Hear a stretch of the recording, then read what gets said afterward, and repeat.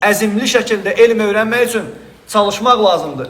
Allah Teala bizə ayədə buyurur ki: "Vəllezîne cahadu fînə lenehdiyennehum subulana ve innallaha lema'al muhsinin." O kəslər ki, bizim üçün çalışarlar, cihad eləyərlər. Alimlər deyirlər ki, burada iki növ cihaddan söhbət gedir.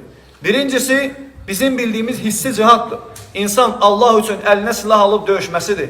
Öz dinini, öz vətənini, öz namusunu, qiriyyətini qorumasıdır.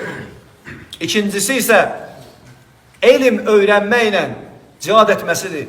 Elmi öyrənməkdə ilk öncə nəfsi ilə cihad etməsi, özünü səbirli aparması və ona əməl etməkdə nəfsi ilə cihad etməsi və sonra insanlara dəvət edəndə nəfsi ilə cihad etməsi və səbir edərək nəfsi ilə cihad etməsi.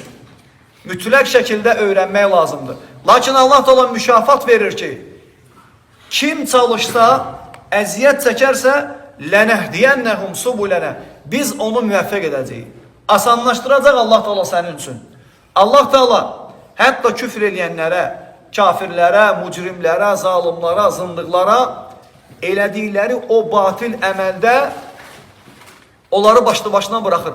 Onlar müvəffəq olurlar. Sən Allah üçün çalışsan, Allah üçün gecələri gündüzə qatsan, gündüzləri gecəyə qatsan, nəfsi istəklərindən kəsib, Allahın şəriətini öyrənəcəm, Allahın şəriətinə dəvət aparacam, Rəbbimin yoluna dəvət edənlərdən olacam desən, Allah səni müvəffəq etməyəcək, edəcək müvəffəq.